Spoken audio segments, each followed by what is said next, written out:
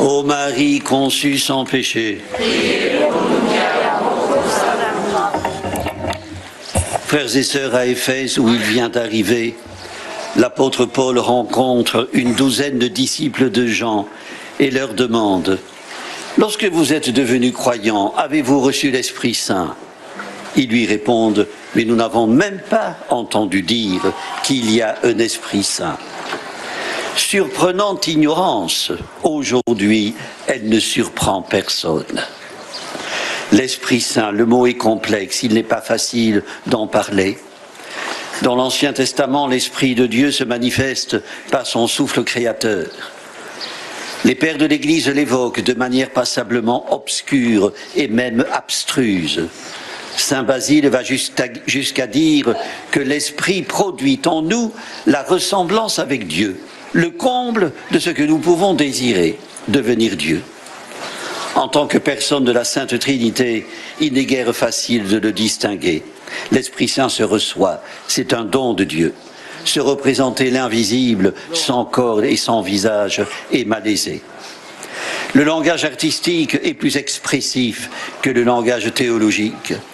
Le tympan sculpté de l'abbatiale de Vézelay figure l'Esprit sous forme de rayons émanant des mains du Christ en gloire, les bras étendus dans un geste d'effusion envers les disciples.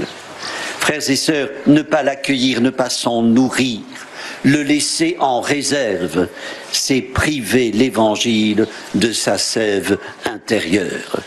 Plus encore, disait Grégoire de Nice, si nous enlevons à Dieu le Saint-Esprit, ce qui reste n'est plus le Dieu vivant, mais son cadavre. Frères et sœurs, c'est l'Esprit Saint qui inspire l'action de l'Église, qui lui communique son souffle. Le récit du livre des Actes des Apôtres, lu en ce dimanche, l'illustre à merveille. Ce jour-là, à Jérusalem, une multitude de Juifs religieux était rassemblée autour de la maison où se tenaient des apôtres et une communauté de frères, quelques 120 personnes. Elle fut témoin, pour le dire en langage d'aujourd'hui, d'un miracle de communication. Bien que provenant de toutes les nations, image de l'universalité de la diaspora, chacun des présents, d'où qu'il vint, entendait dans son propre dialecte, tous furent saisis, successivement confondus, stupéfaits, émerveillés. Frères et sœurs, la Pentecôte efface Babel. Ce qui s'est passé ce jour-là invalide le projet de construction d'une tour qui devait atteindre le ciel et le châtiment qui s'ensuivit. Vaine et arrogante prétention d'entrer en lice avec Dieu, de s'affranchir de lui, d'occuper sa place. Les bâtisseurs de Babel ont vu leur orgueilleux projet anéanti. La présomption de l'égoïsme ne dresse que des murs de haine et de violence. Seul l'Esprit Saint unit et transforme la confusion en communion. Frères et sœurs, la prétention de l'homme de s'ériger en maître de son destin est de tous les temps. Elle est dans notre temps, marquée par une flambée sans précédent d'exploits scientifiques et techniques qui ouvrent à notre hubris des domaines insoupçonnés. Libéré de toute référence normative, l'homme contemporain estime pouvoir se dégager de toute dépendance, de toute sujétion, à commencer par celle de Dieu, dont il s'est fait une représentation tyrannique. Frères et sœurs, bien qu'au cours des dernières années, les progrès et les gadgets aussi se sont multipliés, notre capacité à nous comprendre entre individus, à nous accepter, à nous respecter, n'a rien gagné. Qu'en est-il de la qualité de nos rapports humains? Pourquoi tant de violence, de méfiance et de soupçons en nous, autour de nous, entre nous? Les atteintes au respect et à la dignité de la personne, le mépris de la vie, sont les symptômes d'une crise morale, d'une régression de l'humain contre l'inhumain. Frères et sœurs, la force de témoigner est un don de l'Esprit. Elle fait de nous, croyants, un peuple de témoins. Le miracle de communication qui se produisit un jour à Jérusalem, le jour de la Pentecôte, trace un chemin, une ligne de conduite, engage à surmonter la confusion des cœurs et des passions, source d'affrontement. Il supprime les frontières. L'Église est catholique dès l'origine, écrit Benoît XVI.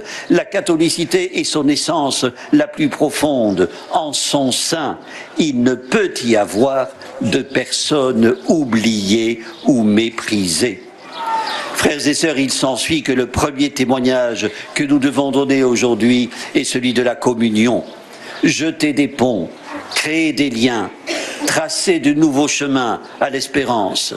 L'esprit de Pentecôte mobilise notre humanité d'hommes et de femmes, renforce notre confiance mutuelle au-delà des animosités, des griefs, des incompatibilités, au-delà des cloisonnements générationnels. L'esprit de Pentecôte nous évite de sombrer dans la torpeur et la paresse face aux misérables compromissions et aux fricotages largement répandus. Dussions-nous nous exposer au jugement de ceux qui n'ont plus de jugement et ignorent toute contrainte au nom d'une sacralisation de la liberté. Frères et sœurs, pour nous chrétiens, ne pas se taire, ne pas avoir peur de la vérité sont plus que jamais des impératifs. L'Esprit aide à larguer les amarres et à avancer au large. Frères et sœurs, prions-le. Il est comme un feu et le feu brûle. Prions-le avec les mots du Père Valentin. Faites que je ne sois jamais tiède, je voudrais être brûlant et me sentir brûlant. Que l'Esprit Saint nous donne la fierté d'appartenir à Dieu, d'être fiers de cette fierté dont parle saint Paul. Elle ne confond pas l'humilité et la timidité. L'apôtre va même jusqu'à la tirer de sa détresse. Prions l'Esprit Saint pour les prêtres, pour tous les prêtres, les jeunes et les aînés. Au jour de leur ordination, ils ont reçu le ministère de l'Esprit, qu'ils soient inspirés par lui dans leur sacerdoce et auprès de ceux qui leur sont confiés. Prions pour nous tous, en ces temps mauvais, pour qu'il nous donne du souffle, le souffle qui crée et non celui qui éteint. Prions-le pour qu'entre nous soit conservé le lien de l'unité qui fait la paix. Amen. Prions le Seigneur. Dieu d'amour et de paix, envoie sur nous le souffle de ton Fils et renouvelle ton Église. Qu'elle ne cesse de proclamer au milieu des nations les merveilles que tu fais pour les hommes par Jésus-Christ. En lui, dans la puissance de l'Esprit, gloire à toi pour les siècles des siècles. Amen. Le Seigneur soit avec vous. Que Dieu Tout-Puissant vous bénisse, le Père, le Fils et le Saint-Esprit. Notre-Dame de Lourdes, Sainte Bernadette, ô Marie conçue sans péché, je vous invite à vous unir à la prière de la neuvaine à la Vierge Marie, Mère de l'Église, que nous célébrerons demain. Vierge Marie, Sainte Mère de Dieu, Notre-Dame de Lourdes, comme autrefois, vous avez fait jaillir la source de Massabielle. Par votre douce intercession maternelle, faites jaillir du cœur de votre divin Fils le don de Dieu, l'Esprit Saint, et répandez-le sur chacun de nos enfants. Vous avez demandé à Bernadette d'aller dire aux prêtres qu'on bâtisse ici une chapelle et qu'on y vienne en procession. Nous entendons votre appel et en vous choisissant aujourd'hui pour mère, si nous voulons bâtir l'Église dans nos cœurs et dans le cœur de nos frères et sœurs. Vierge Marie, douce mère de l'Église, donnez à vos enfants l'amour de l'Église et soyez pour eux un refuge assuré jusqu'au dernier temps. Amen. Amen.